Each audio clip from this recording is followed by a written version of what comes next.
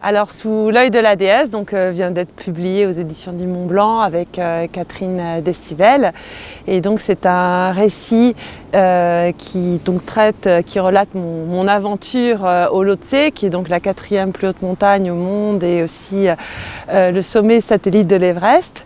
Et c'est un livre qui cherche à donner une vision plus féminine et plus, je dirais, plus spirituelle de la haute montagne. Et ce que je raconte dans ce livre, c'est une vraie histoire de résilience, c'est mon histoire. Lorsque j'avais 25 ans, j'ai eu une hémorragie cérébrale au lobe frontal droit, alors que j'étais dans le nord de l'Inde. Et j'ai eu cette hémorragie cérébrale à côté du tombeau d'une femme sainte qui s'appelle Mananda Mahi et qui signifie la mère de la joie. Et qui était considérée à l'époque, et qui l'est d'ailleurs encore par des millions d'Indiens, mais pas seulement, comme une incarnation de la déesse mère, voilà, une incarnation de la mère divine. Et donc je me suis retrouvée dans un hôpital militaire indien, donc à Dehradun. Et là, quand j'ai repris conscience, j'ai dit adieu à mes parents par téléphone. Et je me suis tout simplement préparée à mourir. Et finalement, j'ai survécu puisque je suis là pour en parler aujourd'hui.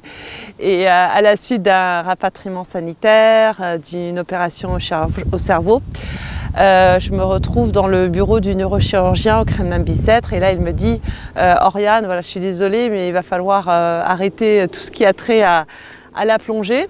Ce qui était un peu dommage parce que moi à la base j'ai fait des études de biologie marine à l'université et il me dit vous allez aussi cesser tout ce qui a trait à l'altitude. Donc même les treks à 4000, tout ça, ou à 5000, tout ça c'est à bannir.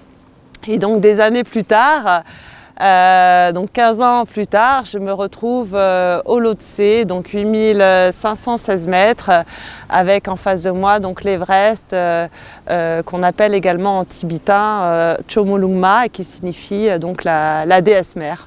Voilà, et donc je raconte voilà, toute l'expédition. Et j'ai écrit ce bouquin. Alors à la base, je n'avais pas l'intention d'écrire un livre quand j'ai réalisé cette expédition. C'est seulement au retour que j'ai décidé d'écrire. Alors déjà pour moi, bien sûr, parce que l'expédition a été très dense, très intense sur différents plans. Et je l'ai écrit parce que je pense qu'il apporte plusieurs choses. D'une part, je pense que c'est un livre qui peut inspirer des personnes, je dirais, ordinaires comme moi, à se dépasser, à aller à vivre leurs propres aventures, leurs rêves tout simplement. Et c'est un livre qui montre que malgré les difficultés, malgré les épreuves, on peut transformer ces difficultés en force. Donc, c'est la définition même de la résilience. Et c'est vrai que moi, à la base, j'étais pas du tout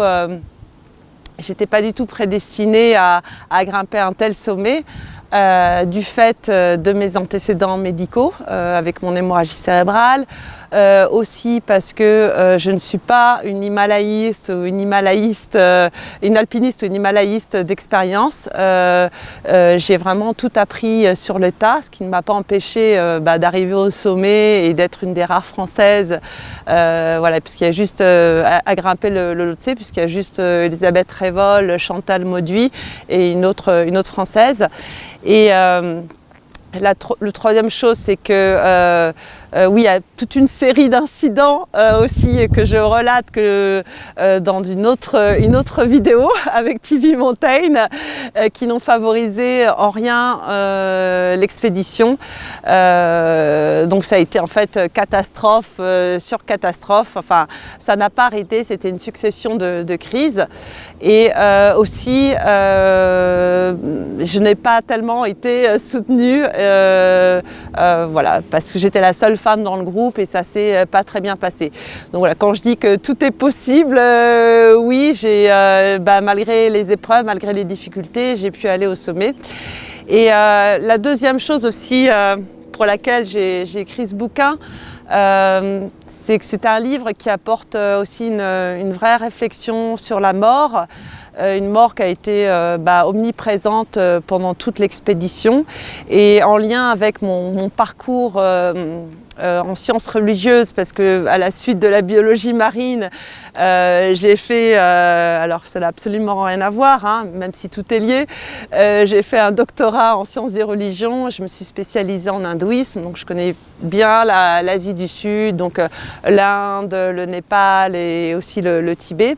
Et donc en lien avec mes études, c'est vrai que je donne un peu, à travers ce récit, une autre vision de la mort. Voilà, donc ça change un petit peu des récits d'aventure ou des récits de montagne qu'on peut lire.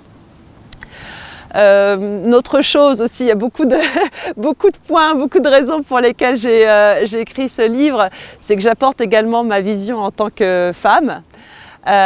Puisque j'étais la seule femme dans une expédition, donc j'étais exclusivement entourée d'hommes, il y avait à peu près presque une trentaine d'hommes.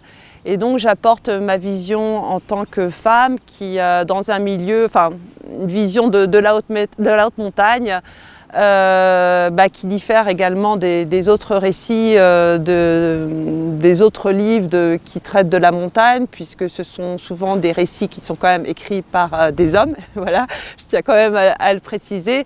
Et ça reste quand même un milieu qui est très masculin, quoi qu'on en dise, et comme j'ai pu aussi l'observer. Donc j'apporte aussi une vision qui est un peu, je dirais, moins axée sur la performance. Et je parle notamment de ce que c'est que d'être une femme, donc quand on est entouré exclusivement d'hommes, qu'est-ce que c'est par exemple d'avoir même ces menstruations pendant une expédition. Moi je les ai eues, alors normalement elles devaient s'arrêter, mais je les ai eues 3 fois en 6 semaines, et notamment le jour du sommet. Donc je pense que voilà, on peut imaginer l'état de fatigue parce qu'à la fois on essaye de compenser le manque d'oxygène en produisant des globules rouges et puis moi j'en perdais de l'autre côté, donc j'étais extrêmement épuisée. Et c'est vrai que tout ça, on ne parle pas du tout de ces problèmes, de ces questions, l'impact physiologique que ça peut avoir. Et je parle aussi de ce que c'est que d'être une femme au regard des traditions patriarcales sur le sous-continent indien. Puisque les femmes, et notamment les femmes menstruées ou les veuves aussi sont exclues. En fait, en général, elles sont mises à l'écart. Et moi, j'ai rencontré notamment des Sherpani, donc des femmes Sherpa. J'en ai rencontré 2 notamment sur la cascade de glace avec qui j'avais discuté, et donc elles ont grimpé l'Everest, elles sont arrivées au sommet pour montrer que la haute montagne n'est pas réservée seulement aux hommes et que les femmes ont également leur place sur le toit du monde. Et voilà, je trouve que c'est un exemple inspirant aussi de leadership au féminin. Et la dernière chose, puisque ce n'est pas fini, c'est vrai qu'il y a très peu de récits sur le Lhotse, donc je pense que c'était important, en tout cas à mon sens, aussi de partager mon expérience, puisque le Lhotse est généralement... Il y a très peu de récits parce que tout le monde a les yeux rivés sur l'Everest parce que c'est la plus haute montagne au monde, il y a 300 mètres en plus et donc on a tendance à négliger l'Everest. Et c'est vrai que moi quand je disais au camp de base de l'Everest que j'allais grimper le Lhotse, on me regardait avec des yeux mais on avait presque pitié de moi, mais pourquoi pas l'Everest? Et je disais pourquoi pas le Lhotse? Et on oublie souvent que le Lhotse c'est quand même une montagne aussi qui est quand même plus difficile aussi à grimper, même si je n'ai pas fait l'Everest, mais d'après ce qu'on dit, voilà, c'est quand même plus raide, plus pentu, et c'est aussi techniquement parlant, c'est aussi un peu plus difficile parce que c'est un mélange de roches, de glace, de neige. Donc je pense que c'était aussi bien que j'écrive ce bouquin pour un peu compléter les récits qui existent. Et puis c'est vrai aussi que j'apporte une autre Une autre perspective aussi sur l'ascension de l'Everest, puisque c'était en 2019. Donc moi j'ai assisté un peu à la tragédie qui a eu lieu sur le toit du monde, c'est cette année-là où il y a eu beaucoup d'accidents. Du fait des embouteillages, parce que tout le monde s'est précipité pour grimper le sommet de l'Everest, puisque à cause du créneau météo. Et moi j'étais juste de l'autre côté, donc j'ai un peu assisté à tout ce qui se passait. Je voyais toutes les petites lumières sur le sommet du toit du monde, et à ce moment-là je me disais j'aimerais pas être en haut, et du fait de mon parcours aussi, que ce soit au Comité international de la Croix-Rouge ou aussi au centre de crise au Quai d'Orsay, j'ai aussi une vision de la crise aussi qui est intéressante. Donc pour toutes ces raisons, j'ai écrit ce livre et donc qui vient de sortir aux éditions du Mont Blanc avec Catherine Destivelle.